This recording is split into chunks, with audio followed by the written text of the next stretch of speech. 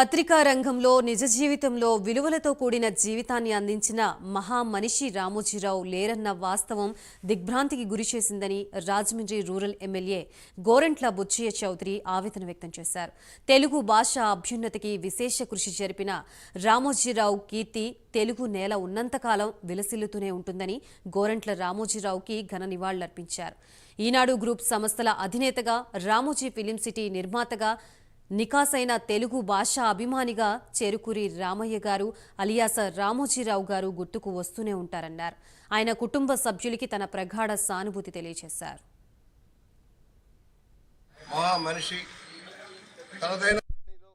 తన రంగాల్లో అద్వితీయమైన ప్రగతిని సాధించి తెలుగు జాతి కోసం, తెలుగు సంస్కృతి వైభవం కోసం, తెలుగు ఔన్నత్యం కోసం కృషి చేసిన మహా వ్యక్తి చెరుకూరి రామోజీరావు గారి అకాల మరణం మమ్మల్ని అందరినీ దిగ్భ్రాంతికి గురి చేసింది.